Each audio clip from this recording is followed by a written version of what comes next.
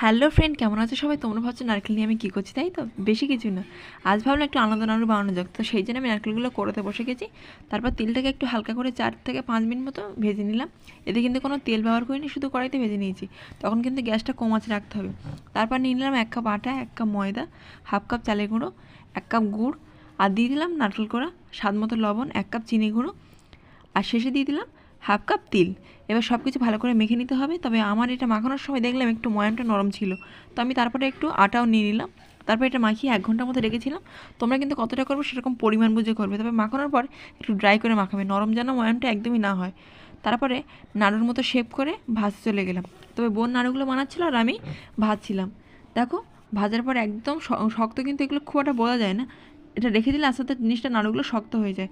তোমরা দেরি না করে ঝটপট বানিয়ে দেখো। আর ভিডিওটা ভালো লাগলে বলতে হবে লাইক, কমেন্ট, শেয়ার করে দাও। আর সাবস্ক্রাইব করতে একদমই ভুলো না। টাটা।